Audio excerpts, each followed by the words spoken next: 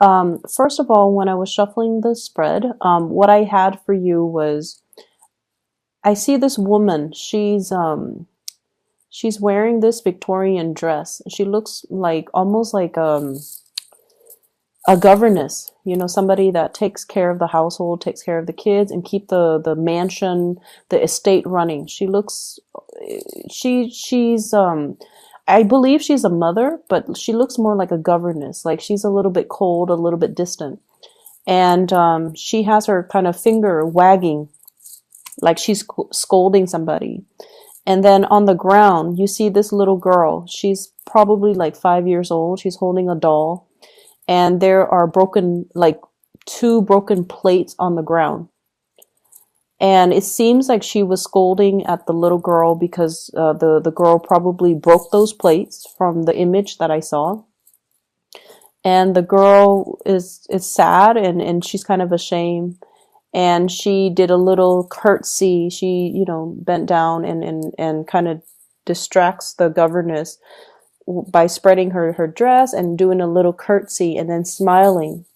And the governess, it seems like her heart is melted, and then she stops yelling or she stops scolding. That's what it feels like to me. And so in alignment with this reading, I feel like the cards are corroborating the same theme. What I have here is the Page of Cups. And I feel like there is somebody in your life who is a little bit of a charmer, who's a little bit of an attention seeker. And I feel like, you know, this is somebody that might have been very evasive when it comes to their responsibility. So it doesn't really matter how old they are. They could be a child, or they could be an adult acting like a child or behaving like a child.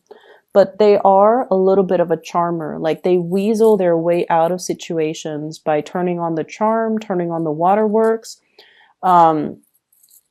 They know that they are cared for, and I feel like they tend to push boundaries a little bit. Okay, so if you're dealing with children, you want to be a little bit careful when it comes to their behavior and how oftentimes they can turn on the charms or the waterwork to get out of getting a scolding, or to avoid repercussions for their actions, or even, you know, to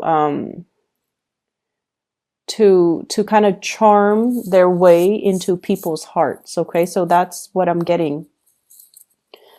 For some of you, this could literally be a child. For others, it could be a relationship partner, and then for others, family members.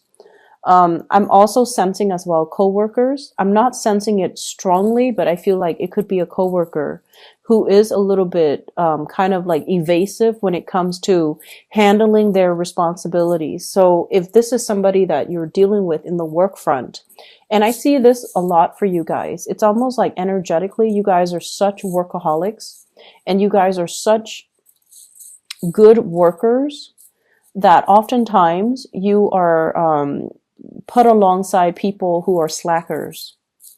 And I feel like, you know, there is a major karmic lesson here about them needing to learn from you. It's almost like you're setting the bar really high. You're setting the standards of integrity and work ethics. And they're supposed to learn a big karmic lesson from you about personal responsibility, personal obligation, stepping up when other people are not in the picture, or stepping up regardless of who's looking. You know, it's almost like we do what we need to do because it is a part of our responsibility. So whether or not the boss is watching, we still need to work. Whether or not we feel like it, if there's some group, some people that are dependent on us, we need to step up. Okay, so it's almost like you can charm, you can turn on the waterwork. The work is not going away. So we need to handle responsibilities because it is our obligation to the place of employment. It's also because other people are depending on us to do our due diligence and to, you know, take care of responsibility. So they're supposed to learn these karmic lessons about, you know, self-sufficiency, about, as well, understanding that they need to hold up their end of the bargain. And a lot of the times, from what you're supposed to be learning from them as well is to learn to ease up a little bit, is to learn to, delegate responsibilities, and also to learn to set boundaries so that responsibilities are not dumped upon you, because these are opportunistic types of people. And when they sense that you're very, very kind, and when they sense that you're able to, that you're doing things like above and beyond your scope of responsibilities, they like to dump responsibilities on you. So I feel like there is a karmic lesson needing to be learned from both parties in the work environment. Okay. I definitely feel there's something cracking. It's almost like the straw that broke the camel's back. And so this week, there is a lot of responsibilities that you have to take care of. And you are not in a position to take on more. You're in a position to learn to say no to other people, to learn a very direct way to say no to people, to draw very clear boundaries, and to also set people in their place. Okay. What I have here is the 10 of Wands. This is a lot of things that you have to take care of, a lot of loose ends to tie up, a lot of things that you're physically carrying around. And if you are kind of like trying to avoid people, I usually think of this as like, he's using those wands to cover his face, not wanting to see people, not wanting to confront people, conflict avoidance, trying to just avoid certain people. This is really a week for you to step into this power with the Ace of Swords. This is like saying what's on your mind and meaning it, and learning to say no to people, learning to cut people out. Okay. The man on the horse, he's a little bit shocked by this Ace of Swords. It's coming out in such a fast and swift and truthful manner that he didn't expect. So if you have been kind of like, the doormat, I feel like this is the week where it's like, enough's enough. I'm not going to be taking on other people's responsibilities. I'm already, stretched thin. I'm already wearing multiple hats. I'm already going above and beyond my scope of responsibilities, and it's not fair. So you're going to set the record straight, and you're going to preserve your time, which is very little and very precious to you, so that you can take care of the things that you need to take care of. Okay. I also see as well, there might be issues when it comes overall with like conflict within the family. What I have in this spread though, and I don't want you to fret, okay? I have a lot of love. I have a lot of communication and a lot of love. And so the people around you, they truly, truly, truly care about you. Even those coworkers that slack off, they care about you. They don't want any harm to fall on you, not only because you have your use value to them. I feel like they like you as a person. They're just opportunistic. They would do this to anybody. So it's not personal, right? And I also feel like the family members, relationship partner even. What I have here is the Ace of Cups. You have two aces, Ace of Swords and Ace of Cups. Communication needs to come from the heart. Okay. It's not about scolding. It's not about, chastising somebody for their wrongful behavior. It's about telling them, you have to be a little bit more responsible with those plates. Like you broke those plates because you were reckless when you were playing. So being a little bit more delicate and gentle and toning down the communication when you're interacting with people that you love. And especially if you're interacting with people, it's almost like the delivery, the tone, the attitude matters a lot. And you want to be cognizant of that. Because what I feel in this spread is there's a lot of love involved, but maybe the delivery of a message needs to be changed, needs to be softened up, needs to be thought out a little bit better. Okay? But what I do feel is, there's definitely some people weaseling their way out of dealing with ramifications of their actions. There are also people as well. This is sort of like conflict, not seeing eye to eye with people, but it's a very slight, minor type of conflict. And a lot of it has to do with control issues, wanting to control other people, wanting to control environments, wanting to control a situation. This could be coming through from your end or from another person's end. But there's an element of control and wanting to have like a, it's like my way or the highway, you know. It's almost like, it's not so much about the broken plates because, you know, the image that I saw was a child. Children are going to be children. They're going to be a little bit reckless. They're going to be a little bit clumsy. And so after everything is said and done, the plates are already broken. The child's already ashamed. And so they don't need, you know, that further reprimand, I guess. Okay. So gauging a situation and picking your battles and knowing when to get involved and when to kind of withdraw. Okay. So that's what I'm sensing here. I feel like in relationships, there might be a little bit of conflict coming in. And I feel like it's ideological in nature. Ideological in nature. I have here a fire sign, a Sagittarius, an Aries, or a Leo. And I also have a Taurus person in the picture as well. So what I feel here is if you are in a relationship with any of those signs, there's definitely a lot of love. But I almost feel like ideological differences get in the way. And what we have to try to remember is just because someone doesn't see things the way that we see things, it should not. So if it's just on the ideological viewpoint, if someone doesn't see things the way that you see things, it shouldn't diminish, you know, your love for them or their love for you.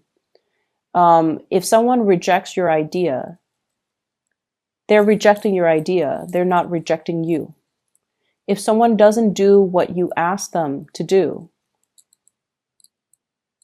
it has nothing to do with you. It has everything to do with them and where they're at and the way they see a situation.